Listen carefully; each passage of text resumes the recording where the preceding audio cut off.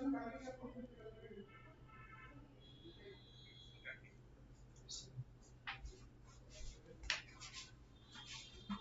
morning. Let's start today's discussion. So, coming to the topics, it's a very important topic on the money laundering. First topic that we want to discuss today is about money laundering because in the recent time, the ED Enforcement Directorate became very proactive in some cases of money laundering all over the country. Fine. So, from Delhi to Kolkata to Odisha. So, ED became very proactive and have started taking action against people who are involved in money laundering activity.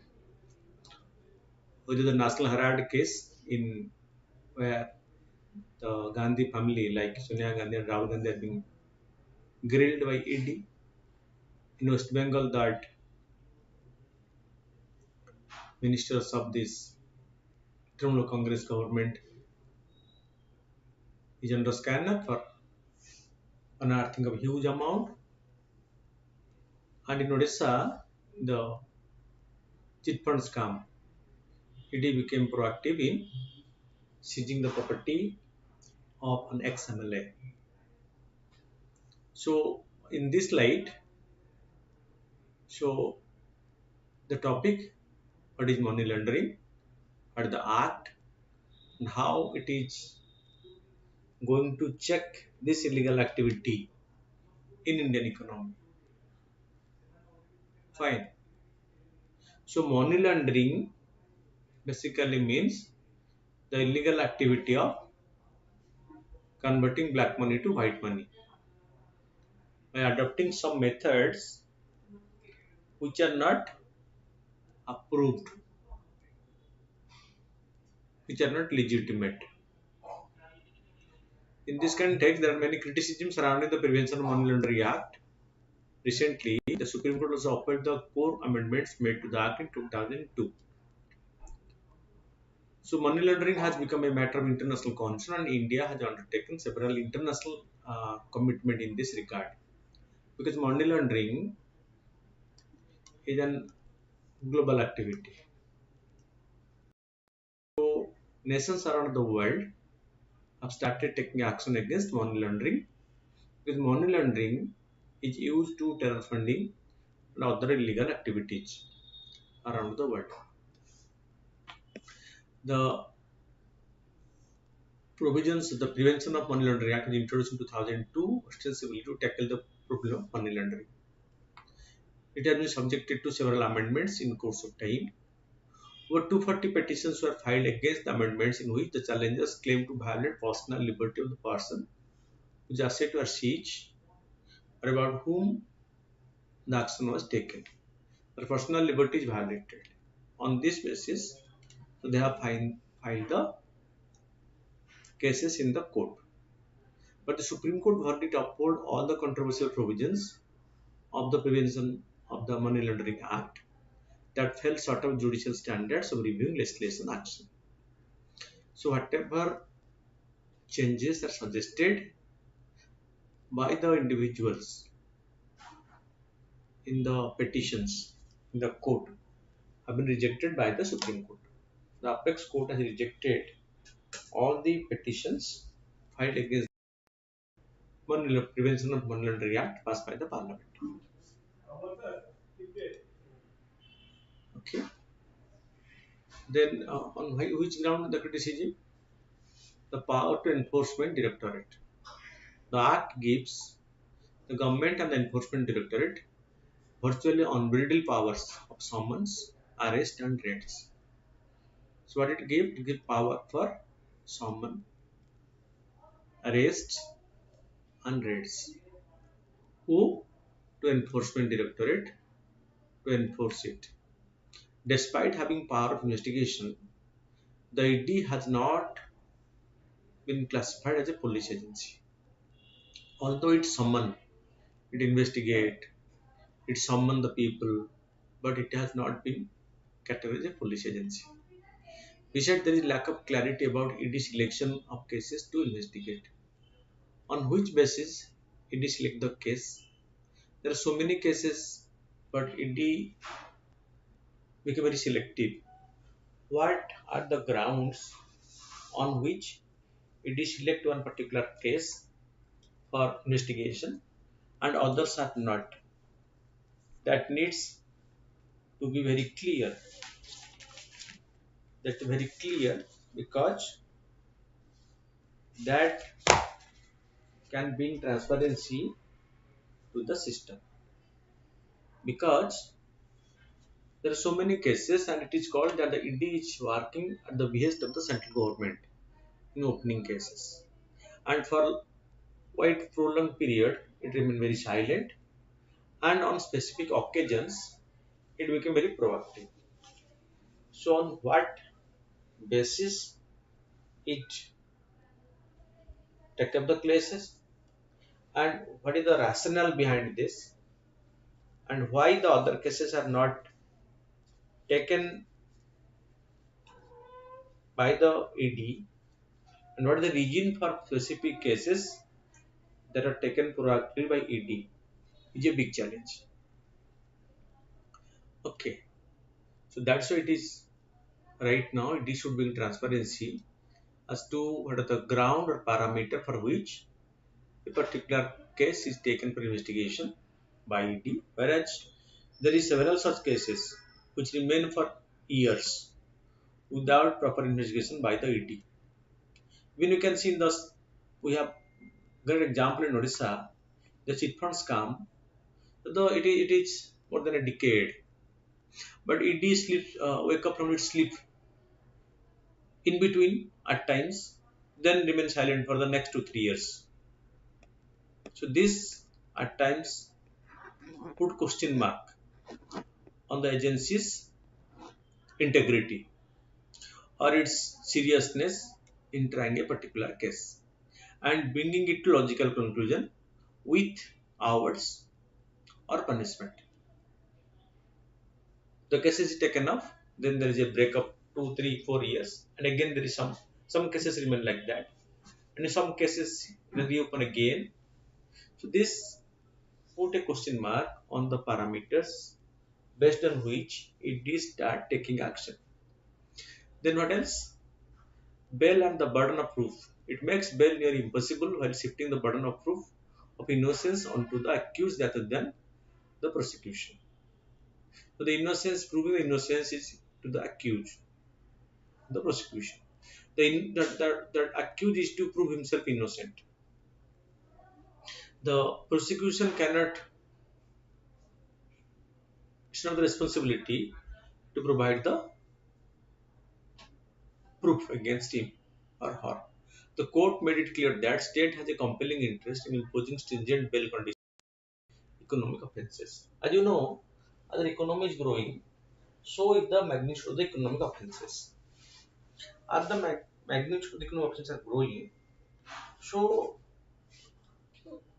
the court has made it clear that it has been compelling for the state to put harsh bail conditions and stringent guidelines for granting bail to the persons against whom cases have been investigated and started by the enforcement directorate. Then definition of the crime. Then the definition of the crime under this act is criticized for being almost indefinitely elastic. So it can include anything, it contains nothing. According to the critic, the authority has immense latitude to define what counts as a relevant crime. So no specific cases which have a specificity in declaring whether it is an offence or not. The agency has been given wide power in declaring which is an offence under this particular act. Then the process of trial and conviction. Whoever underwent the trial claimed that the process itself is punishment, whereas Your assets can be seized till the proceedings are complete. Once the proceeding starts, the assets of the accused are seized, and that remains seized till the verdict is declared. And the other case is a prolonged one. It takes year. Until that period, the assets are seized. And the most important matter in this case is the conviction rate on this law is very low, less than 5%. This is what doubt has been cast on the efficiency of the agency. The conviction rate under this act is less than 5%. So if 100% of persons are arrested, only 5 are convicted. And against 95, the agency is unable to arrange sufficient proof. They are let scot free. But their asset remains seized for years. They are arrested and put behind bar for years. They don't get bail for years, which is a human right violation in some or the other. Because the report says the conviction rate in this case is less than 1%. The conviction is the 5%. The conviction rate is so low, that means the agency select the cases which lack merit, or the agency is not that proactive in arranging the evidence against the person for which they are to be released. Fine. That's the big issue.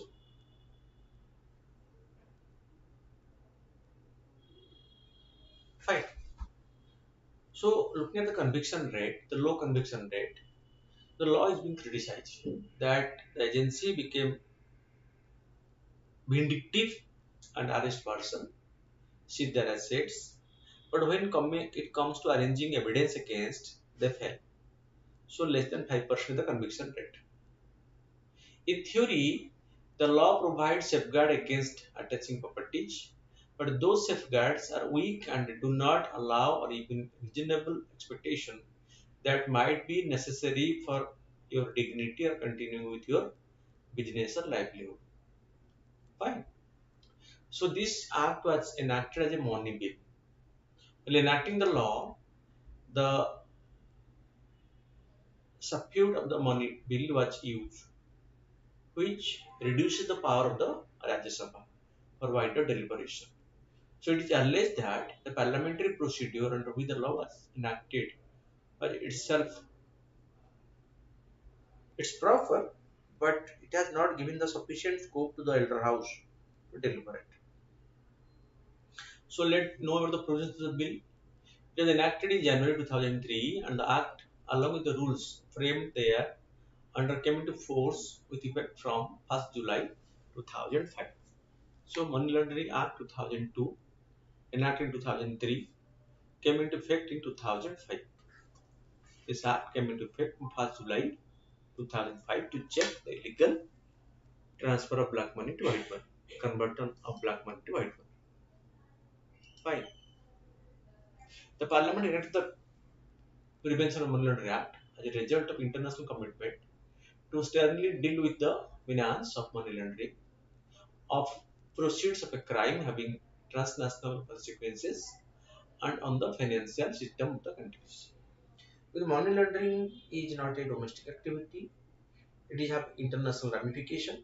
So the provisions of the act were drafted to fulfill India's international commitment. But the objective, the Prevention of Money Laundering Act seek to combat money laundering in India under three main objectives: to prevent and control money laundering, to confiscate and seize the property obtained from the laundering money, to deal with any other issues connected with money laundering in India. Three important objectives of this act. Number one is to prevent and control money laundering. To prevent how this black money is converted to white one. To confiscate and seize the property obtained from the launder money. If an asset is created or a property accumulated by using this money, then it is to be confiscated or seized. And to deal with any other connected with money laundering in India. And if any other person is engaged in this activity to that link, action should be taken against that. And the Act also proposes punishment under Section 4 of the CRPC. Section 3 of the that Section 4 of the Prevention of Money Laundering Act. Section 3 of the Act defines the offence of money laundering as whosoever directly or indirectly attempts to indulge or knowingly assist or knowingly is a party or actually involved in any process or activity connected with the process of crime and protecting it as unattended property shall be guilty of offences of money laundering. Knowingly or unknowingly, if someone is engaged in such activity, he will be punished under this provision of this particular law. This is the provision of Section 3 of the Prevention of Money Laundering Act. Prescribed obligations. This Act provides the obligations of banking companies, financial institutions, and intermediaries for verification and maintenance of records of the identity of all the clients and also all transactions, and for furnishing information of such transactions in a prescribed form in the Financial Intelligence Unit of India. So records have to be maintained in proper format. Empower the officers. The Money Laundering Act empowers certain officers, the Director of Enforcement (ED), to carry out investigation in cases involving offences of money laundering and also to attach the property involved in money laundering. So certain officers of this ED, Enforcement Directorate, okay, of what? Of the ED, Director of Enforcement, to carry out investigation and also to attach the property involved in money laundering. It empowers the Director of Financial Intelligence wing of this to impose fines on banking companies, financial institutions, and intermediaries if they are any of its officers fail to comply with the provisions of the Act as directed above. If any financial agency and its officials are involved and have not reported properly, then this Act provides that fine can be imposed on them by the authority created under this law. Okay. Okay, the Financial Intelligence Wing of India, FIUIND. This is who will impose the fine? The Financial Intelligence Unit of India, which is in short called FIUIND. Financial Intelligence Unit, IND for India. Fine. The PM envisages the setting up an adjudicating authority. So this adjudicating authority to exercise jurisdiction, power and authority conferred by it, essentially to confirm attachment or confiscation of attached property. Fine. So an authority, adjudicating authority will be established for confiscating the property as per the provisions of this Act.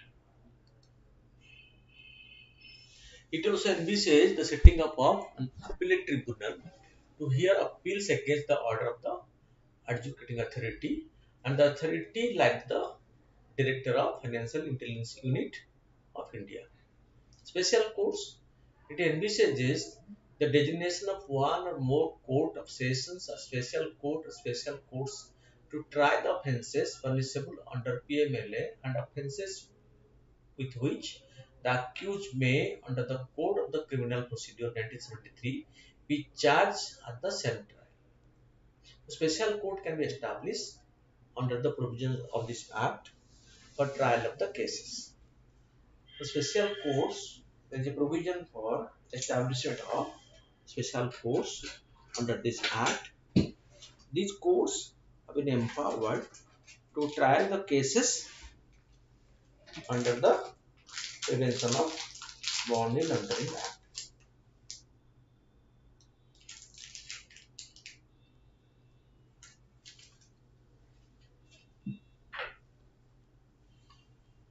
So, It envisages the designation of one or more courts of sessions, or special court or special courts to try the offences under the Prevention of Money Laundering Act, with which the accused may, under the Code of Criminal Procedure Code 73, be charged under the trial. The person engaged in this activity will be tried under the Code of Criminal Procedure or CRPC. Agreement for central government. It allows the central government to enter into an agreement with the government of any country outside India for enforcing the provisions of the Money Laundering Act. That means this being a cross-national activity, so the central government may sign agreement with government of any other country outside India for enforcing the provisions of the Money Laundering Act, because the money so accumulated might have been sent to a foreign country, and its prevent mechanism might have been used for this activity.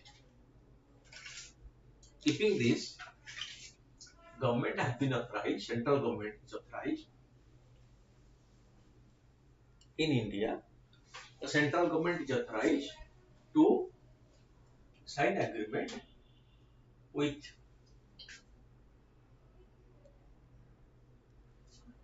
any other foreign country in this matter. Right? The central government is authorized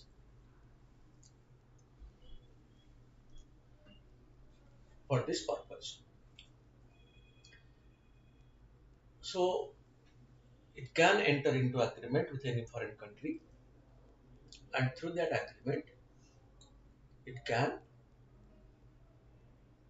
pursue the matter if the money so generated in India has been sent out of India following illegal channels and deposited over the year.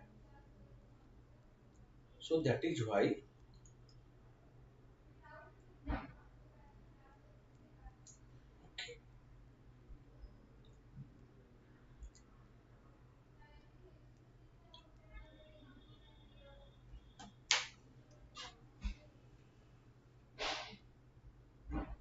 consequences of money laundering. The possible consequences of money laundering are terrorist financing, proliferating financing, and provisions of funds or financial services for the acquisition of the nuclear, chemical, and biological weapons and related crimes. Money laundering is an international concept. So the money so generated is used for terror funding, for acquiring nuclear, chemical, and biological weapons, which are broadly categorized as the weapons of mass destruction, the clandestine program to acquire them, and also this money is used for terror funding activity.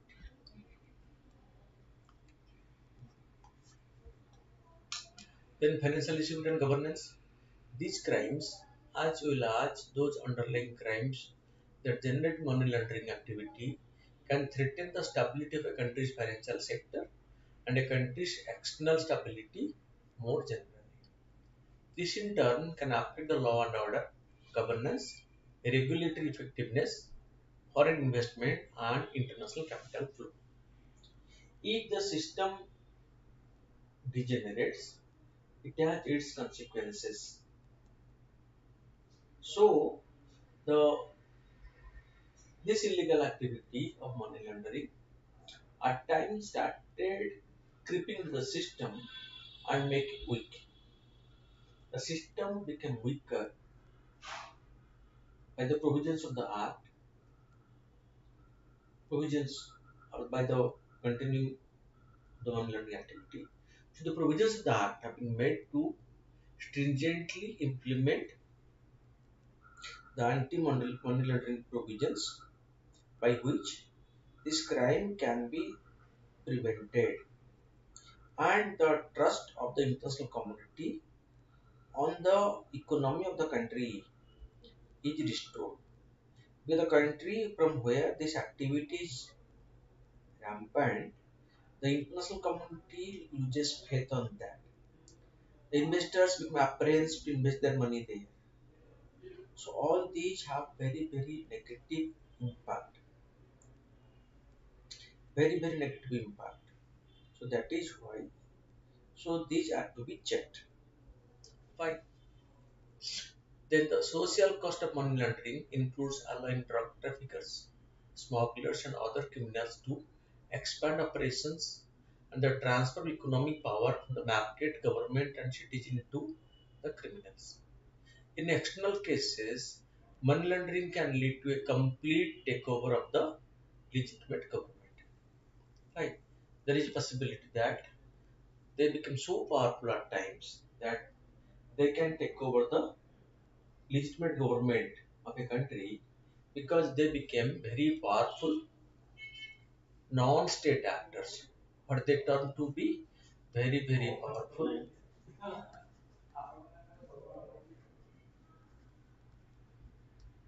non-state actors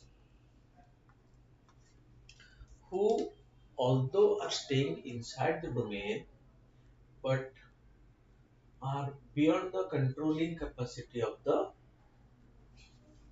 ruling authority. The legitimate ruling authority in the country are unable to control them because of the magnitude of the problem and their sphere of influence in the economy. Okay, so at this case, so this is the biggest issue that money laundering. Not only in India, but at the international level. So money laundering is a big issue, and there is an agency called FATF, Financial Action Task Force. It is a G7 initiative, and its headquarter is with OECD, and it takes stringent action against countries involved in money laundering and terror funding.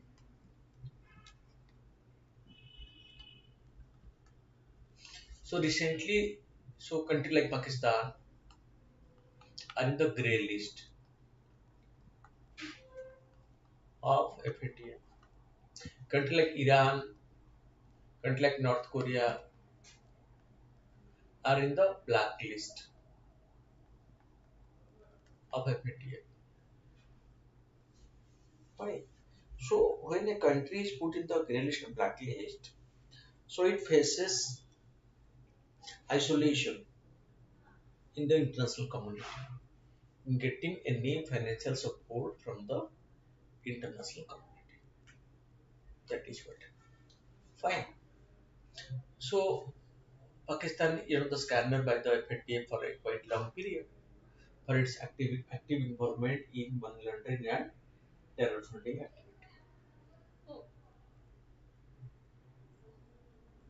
Then the second topic that we want to discuss is about the National Family Planning Summit 2022.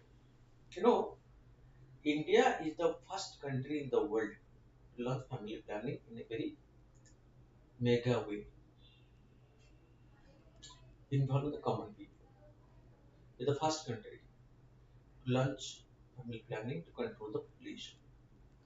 Because in the post-independent period, population growth was a major challenge for the Indian planners. So we have successfully been able to implement the program, and although we have kept it voluntary, yet to achieve its objective in a slow process, but was able to success. Recently, Indian Family Planning 2030 Vision document was unveiled at National Family Planning Summit 2022. The summit highlights during the event following the things were initiated introduced by the Minister of States for Health and Family Welfare. The Indian Family Planning 2030 Vision document and launching the medical eligibility criteria will applications. E-module of family planning, logistic management system, and digital archives family planning under the category of the digital intervention. What were introduced are there National Family Planning HELPLINE Manual, Community Health Officer booklet, and ASA brochure and leaflet on family planning. At the summit, these are introduced and they are the highlights. The India Family Planning 2030 Vision document highlights the population estimates. India is the second largest country in the world, and the report very soon it is going to the most populous country of the world in a year or two. Very certainly, we are going to the level to be the most populous country of the world.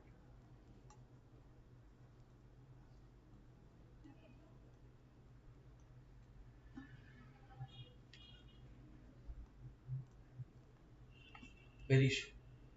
The country's population is expected to continue to grow until mid-century due to population momentum. However, population growth will decline subsequently, said the document.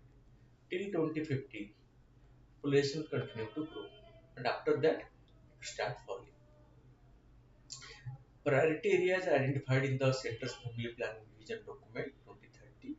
It includes strategy to overcome teenage childbearing because in India, due to early marriage, the teenagers are to carry the child, which is a health hazard for both the child and the mother. Lack of male practice on awareness program. Very few male participate because family planning responsibility is given to the female. It is a female-oriented policy. All the contraceptives and other programs launch, they are female-centric, not male-centric. The migration and lack of access to contraceptive. When they migrate, they normally their access to contraception is affected.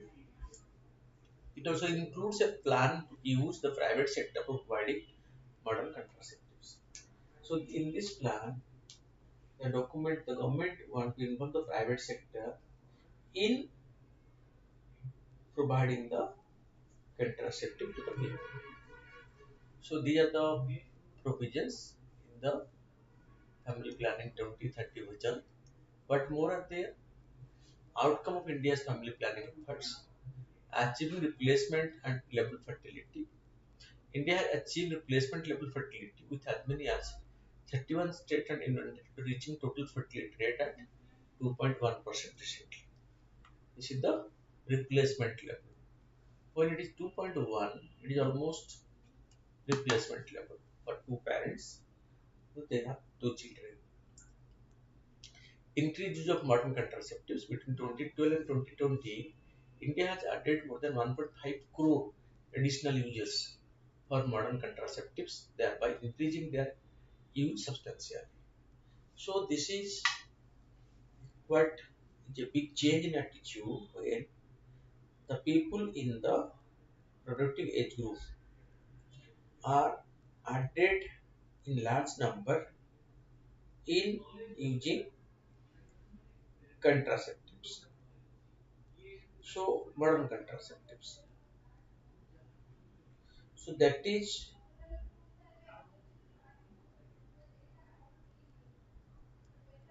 the best practices and the safe practices to reduce the fertility rate, the replacement level. Okay. Positive birth spacing methods. Government data shows an overall positive shift towards spacing method, which would be instrumental in impacting positively maternal and infant mortality and morbidity. If there is sufficient gap, between one child and the other. That is called the spacing factor. If that is done, then it will be facilitating in saving the child and the mother in the country. Their precious life can be saved. Okay, their precious lives can be saved. Only one thing, by allowing them sufficient space. This can be this can be done. Okay.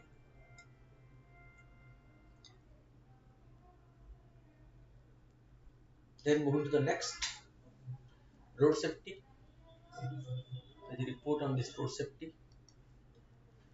Recently, according to the data received from the police department, all states and Albania's 5.82 lakh people lost their lives in accident in 4 years up to 2020, while the number of deaths have decreased down the years. So India is a country where there is large cases of accidental death because of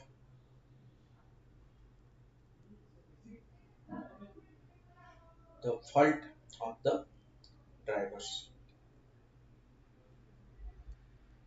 Driver's fault is a major reason because we are not good drivers, so that led to massive loss of life in a country.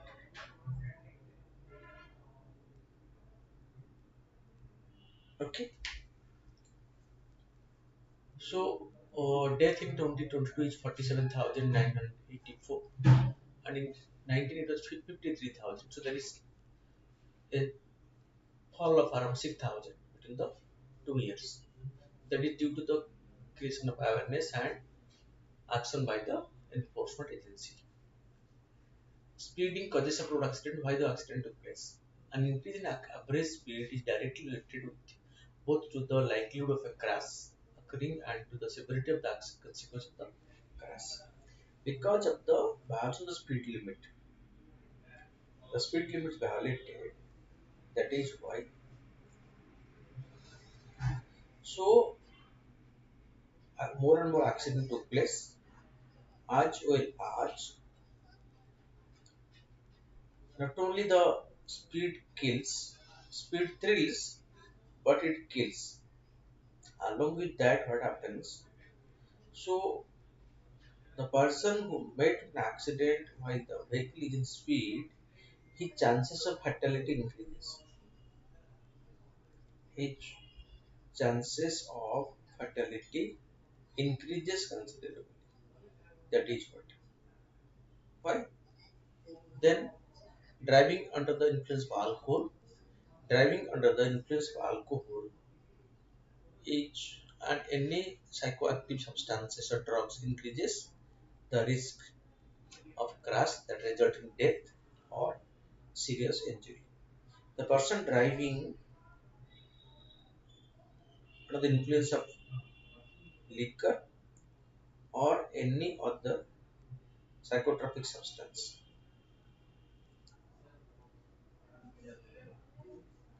so he is subjected to commit more accident. That is more pronounced. That is more pronounced. So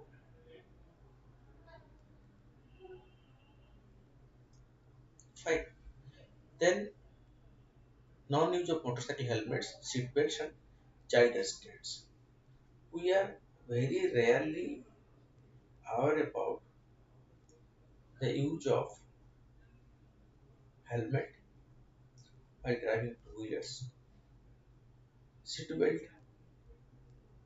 while driving cars, and taking child protective measures.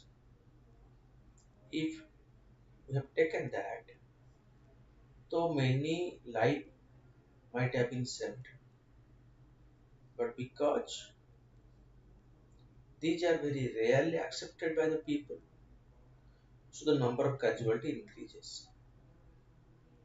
The whole reason is it is lack of awareness or casual approach in this. Why casual approach?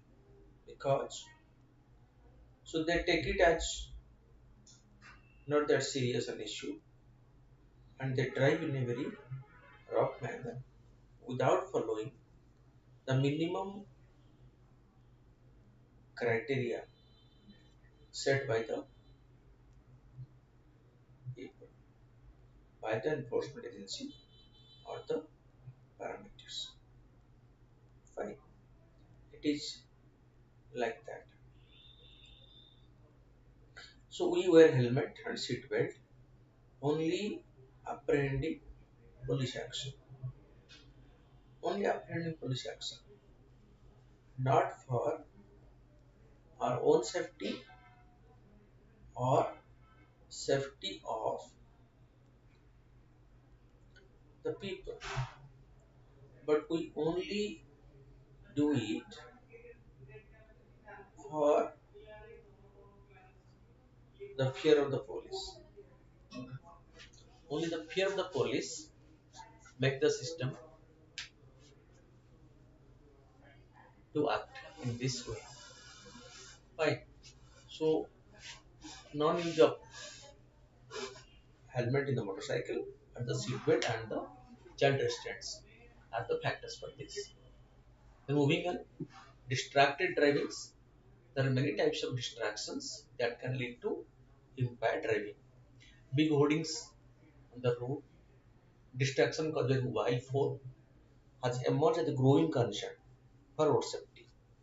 So many awareness have been created not to use phone while driving, but very few are abided by this. So this distracted the driver and that led to accident. Then inadequate post crash care. You know, the golden period in the first few minutes and hour after the accident, if the victim is taken to the hospital, a precious life can be saved. But lack of cooperation and non-availability of the infrastructure like ambulance service lead to delay and the golden time is lost by which the chances of fatality increases. Okay. Then inadequate law enforcement of traffic laws. If the traffic laws and drinking, driving, seatbelt wearing, speed limit, helmet, and child restraint are not enforced, they cannot bring about expected reduction of road traffic fatalities and injuries related to specific behavior. These laws are good, but in a country like India, laws are never understood by the people well. That needs enforcement. Enforcement with punishment and fine are the only condition that can compel people to abide by some law. So, if that is the psyche of the people, it's expected that government should emphasize on enforcement because it is very well known fact that without proper enforcement, no one will obey the rules.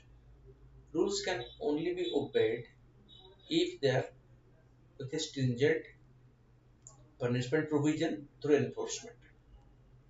So this should be very well taken into consideration by the government. Making the law is one side of the story, but the most important part is enforcing them with stringent action of fine or any other by which it will compel them to abide by the law. Then issue of black spots. What are the black spots? So the accident prone areas. In the national highway and the expressway, these black spots have been identified by the authority. Okay. So all total, there are more than 6,000 black spots in our country, which has been highlighted by the National Highway Authority, which are more accident prone. The road safety management and accident black spot is a place where road traffic accidents have historically been frequent. So, due to that particular design of the road or access in an inappropriate way, so that led to accidents, and they are branded as accident black spots. Much awareness is created to make the driver cautious about those black spots. So the driver will be aware while driving over there. But the casual approach of the driver, even though knowing the things, lead to more and more accident. Lack of infrastructure, the absence of overreach and underpass. And an alternative road for village traffic means that speeding vehicles compete slow-moving farms and rural traffic. So when the national highway are passing through rural areas, definitely there are villages on the side of the roads, and slow-moving vehicles like tractor, auto rickshaw, they also play on the road, and they came in front of the speed vehicles running in the highway.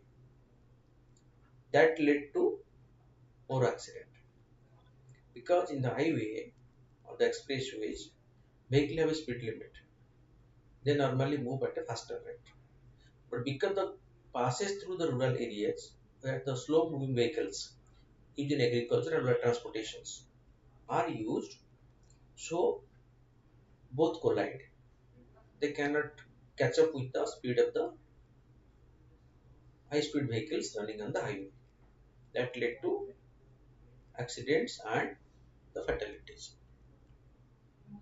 Then one most important thing is that the lack of long term master plan. The biggest thing is that there is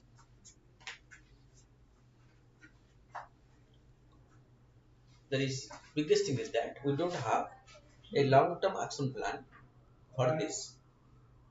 We don't have a long term action plan to take over the case. So this goes on. This affects.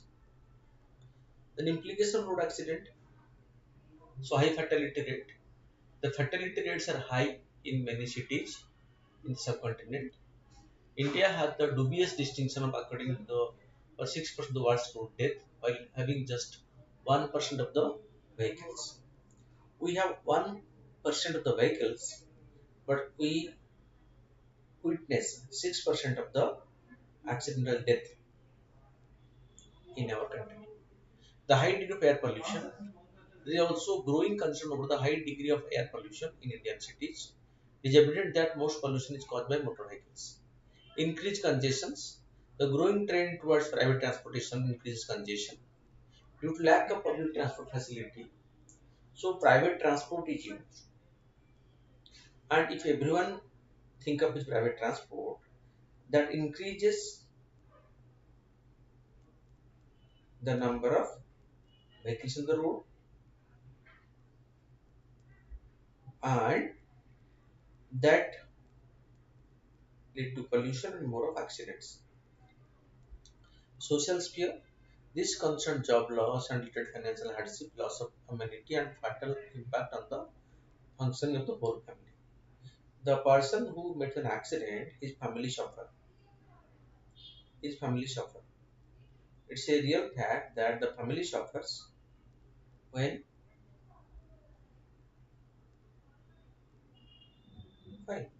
So these are the impact of and the psychological impact. We should not forget that the psychological impact of and consequence of road traffic accidents does not only affect the direct participant but also their families. If the person is the breadwinner of the family and he is affected by accident, so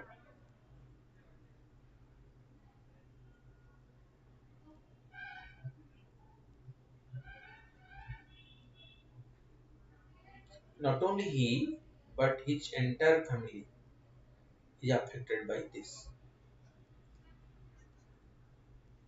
Okay. Then the next is about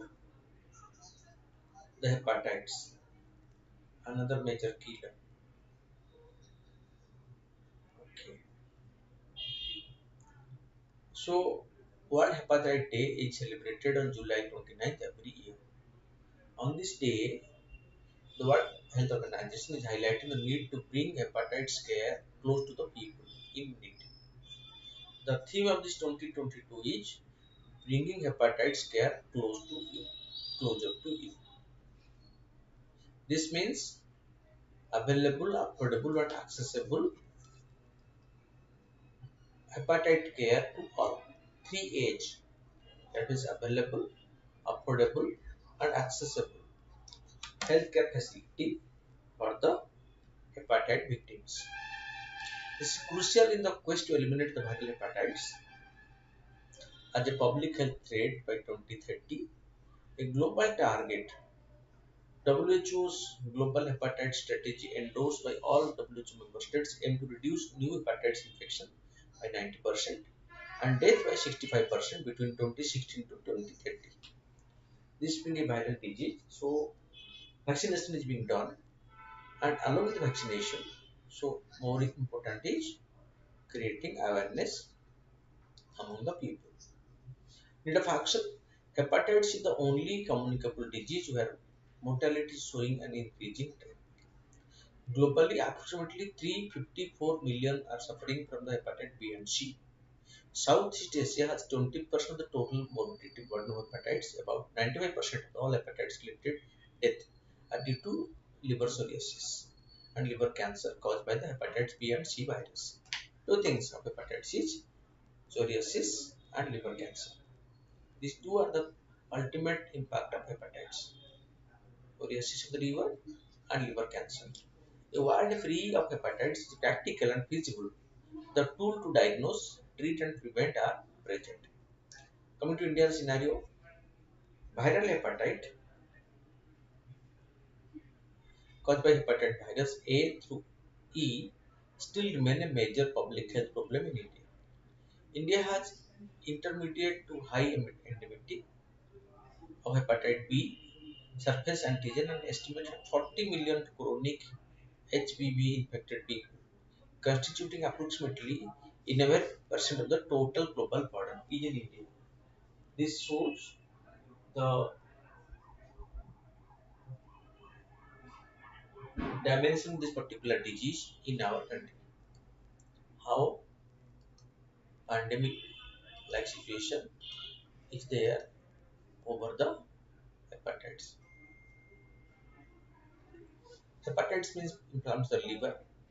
Problem causing agents, heavy alcohol use, toxins, some medications, and certain medical conditions can cause hepatitis. However, hepatitis is often caused by a virus. Main strains. There are five main strains of this hepatitis virus referred to as hepatitis A, B, C, D, and E. While they all cause liver disease, they differ in important way, including modes of transmission, severity of the illness, geographical distribution, and prevention methods. In particular, hepatitis B and C lead to chronic disease in hundreds of millions of people and together are the most common cause of liver cirrhosis, liver cancer, and viral hepatitis related death. So, although the virus has five strains, hepatitis A, B, C, D, and E, but only two, hepatitis B and C, are more fatal. That led to liver cirrhosis and liver cancer, which is a major cause of death in the country. Fine. So, moving forward, the 44th Chess Olympiad, the mega event being hosted in India recently, the Prime Minister declared the 44th Chess Olympiad at JLN Indoor Stadium in Chennai, the birthplace of chess in India.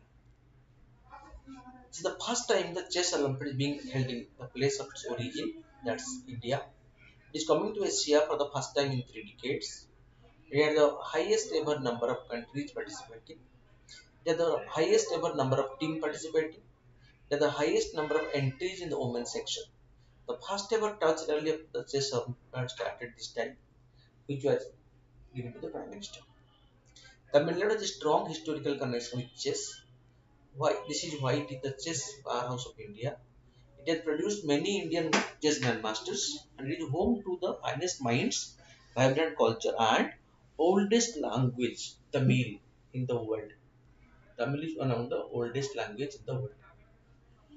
Then this mega event is being organized in India for the first time. Chess Olympiad. It comprises media rights, apparel, sports nutrition, sports equipment, etc. The industry is likely to move up 5 times to reach a value of 100 billion by 2027 and from 27 billion in 2020. The Indian sports media market size was 1 billion in 2020 and expected to grow to 13.4 billion by 2027. The global media right market is 52.1 billion, where market share of the cricket grow from 2.7 to 3%. Football continue to hold the pole position at 42%. India is one of the largest manufacturers of sports goods and equipment in Asia after China and Japan, and the sports goods market was worth 4.5 billion in 2020 and estimated to grow to 6.6 billion by 2027.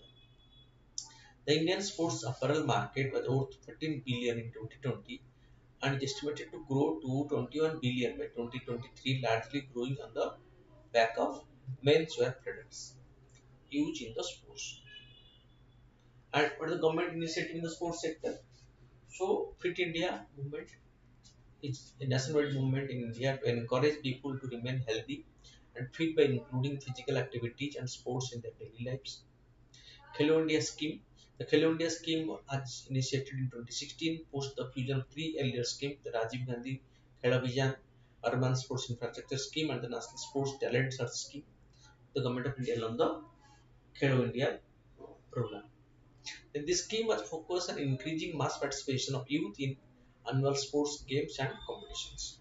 Sports Talent Search Portal. The portal allows youngsters to upload their achievements. Those who get shortlisted are then called for trials, and the qualified candidates then take part in the schemes by the Sports Authority of India, where they get financial assistance for their training.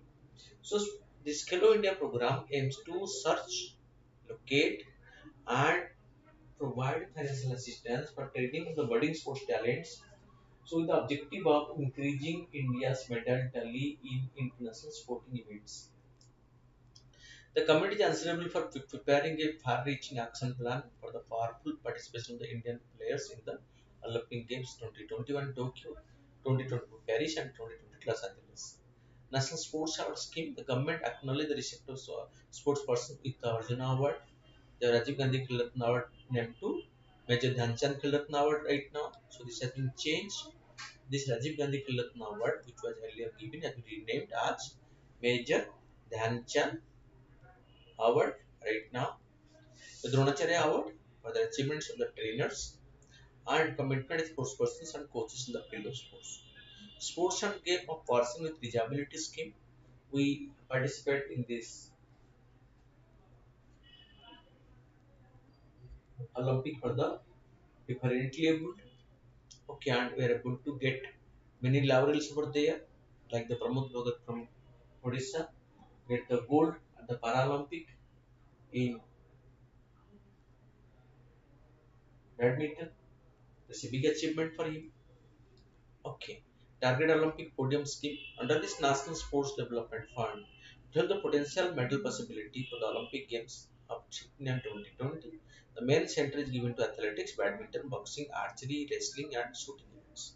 With the present Commonwealth Games going on, India has been able to make its presence felt in international competitions. The number of medals by Indian sports persons is increasing year after year. This is because of the focus being given by the government to sports. And the last is on International Tiger Day. No, tiger is a predator. It is the apex of the system. 2005. International Day of Tiger is celebrated every 29th July. About the day, International Tiger Day was first celebrated in 2010 after it was found that 90% of all wild tigers have disappeared in the last century, with about only 3,000 of them remaining. To halt the number of from worsening, along with the preservation of these species, the day also aims to protect and expand their habitat. India is home to about 70% of the tiger population globally, the largest number of tigers in the world. Tigers, the top predator in the ecosystem, are vital in regulating the perpetuating ecological process. Ensuring the conservation of the top carnivorous guarantee the well-being of forested ecosystem, the biodiversity they represent, as well as water and climate security. In India, tiger inhabit a wide variety of habitats ranging from high mountains, mangrove swamps, grasslands to dry and moist deciduous forests, as well as evergreen forest system. Tiger is present everywhere in India. By virtue of this, the tiger is not only a conservation icon but also it is an umbrella species for the majority of the ecosystem in Indian subcontinent. And why they are under extinction? With climate change, tiger increasingly coming into conflict with humans. Poaching and the illegal trade industry is a serious threat to the tiger population in the country. Poaching and illegal killing of the tigers is rampant in India. All across the world, the loss of tiger habitat is witnessed okay, due to access routes, human settlement inside the territory, timber logging, plantations, and agriculture. In fact, only about 7% of original tiger habitats are still intact today, only 7%. Rest have been interfered by human beings. The lack of genetic diversity among the tiger can lead to inbreeding in small population. That is a big threat to their species survival. Then tiger conservation efforts in the country. Litter-based survey technology, it is being used for the first time to deal with the challenges of human-animal conflict that is causing the death of animals. LIDAR is a method of measuring distance by illuminating the target with a laser light and measuring the reflection with a sensor. LIDAR. Light is used in this. Official training. The National Tiger Conservation Authority has authorized official training to deal with emergency arising to tigers straying into the human community landscape, tiger depredation on livestock, and to work towards active rehabilitation of tigers. The National Tiger Conservation Authority (NTCA) is a statutory body under the Ministry of Environment and Climate Change and was established in 2005 following the recommendation of the Tiger Task Force. The National Tiger Conservation Authority has launched the M-Stripes monitoring system for tigers' intensive protection and ecological status, a mobile monitoring system for forest guards. Pollution management. The major changes are made in the pollution management of tiger population to fully implement provisions of the Wildlife Protection Act 1972. Tiger Landscape Conservation Plan. Designation and notification of the invaluable critical core and buffer area of the tiger reserve.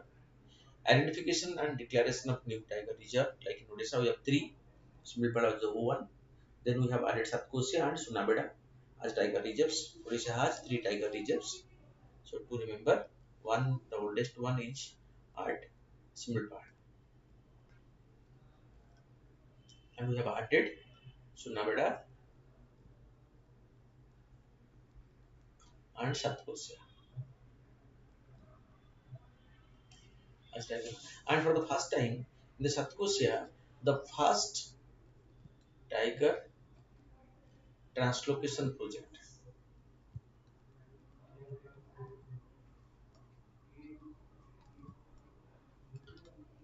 was launched. But it was a failure. The tiger so translocated from Madhya Pradesh. The male tiger was killed and the female tiger was returned back to Madhya Pradesh to its place of origin. It's a big setback to the first ever tiger translocation project undertaken in the country by the NTCA. This is a central government plan, so under which tiger was translocated, but it was failure, and the tigers that was provided to Odisha from Madhya Pradesh. One of the male tiger was killed, and the female was sent back to its place of origin in Madhya Pradesh. Fine.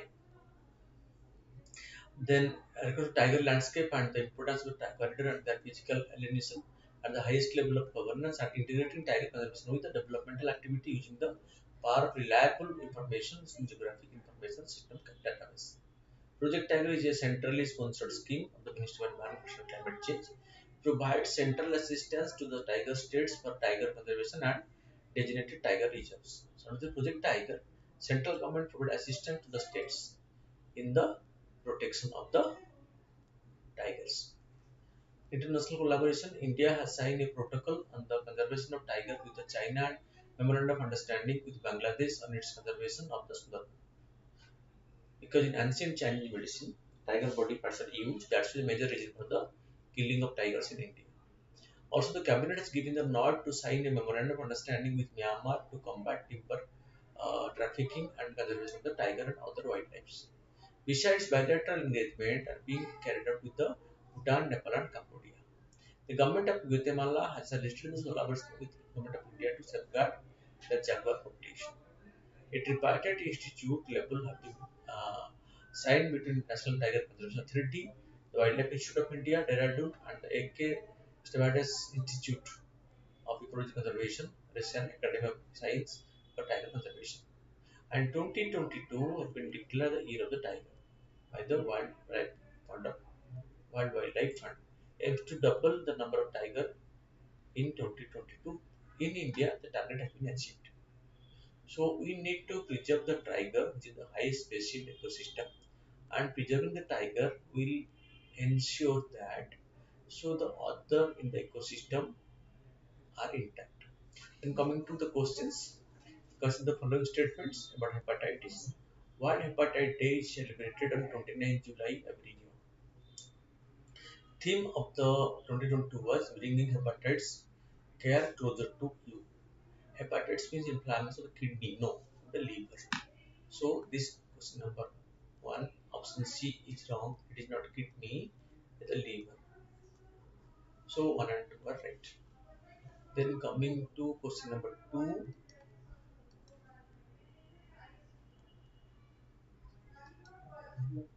consider the following statement about chess in India. Tamil Nadu is the chess barrows of India.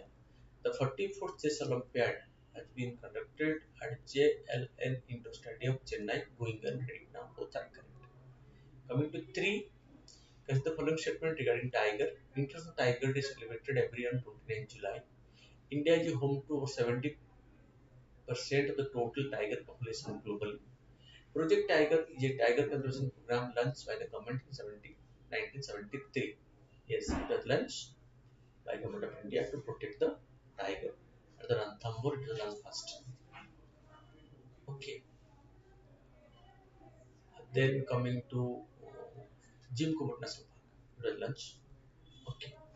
In Uttarakhand right now. The following statement about Samudrayan mission. It will send a man some submersible vehicle called Master 6000 in deep underwater studies. It is a part of the Deep Ocean Mission of India. Deep Ocean Mission has been launched by the Ministry of Earth Science. All three are correct. Consider the following statement regarding Ramsar Convention regarding wasteland. Designated as a wetland under the Ramsar Convention will lead to funding from the Ramsar Secretariat. There is no such thing technical level only. The Ramsar designation for a wetland can be taken off if the country does not meet the required standard. It can be taken away. No, not every Ramsar site in India is notified protected area under the Wildlife Protection Act. It is also not. Answer is C. As the following statement regarding the Coffee Act, it was introduced before independence to protect the Indian coffee industry from the economic shutdown or downturn. It introduced a pooling system where each planter is required to distribute their entire crop to a surplus pool management by the board. Before the liberation of the Indian economy in 1991, Coffee Board controlled the marketing entirely both in India and abroad. Yes, three are right. In the following statement regarding the term kangaroo court, it is a special court that is constituted for appeal and permits the individual to jump the lower court for trial. No, there is an unofficial court held by the group of people in order to try someone without evidence as a guilty of crime. This is illegal. This is not permitted by the law of the land, but this took place in India. In the following statement, the Mikan Gurevik MiG aircraft by Russia is the first successful supersonic jet fighter and interceptor aircraft designed by Soviet Union before the disintegration. It was in USSR era. The MiG-21 is the first aircraft with a short range of 500 km, and there are 6 quadrants of the aircraft still functioning in India. So MiG squadrons being reduced because MiG is a trainer and MiG is made the accidents, and the number of squadrons the MiG has started declining. A neutron star is a compact collapsed core of a massive star that exploded as a supernova at the end of its life. Right? Neutron stars are dense bulb of neutrons packed towards together, whilst supernova explosions are made of plasma. Black Widow is an example of neutron stars known to spin with the highest speed ever recorded in space. Both 1 and 2 are right. The setting up of the family court and their functioning comes under the purview of the state government in consultation with the respective high courts. Yes, family court of each state under the sixth schedule of the constitution do not require the center's notification. It needs judiciary, that is a central structure, and state can create them but under the guidelines of the state government. Friends, we have discussed the questions. So keep on watching this. We have extended the period from 1 to 2 hours. From tomorrow onward, we'll have more time to detail discuss on this topic in a more elaborate manner. Keep on watching for enriching yourself. Thank you.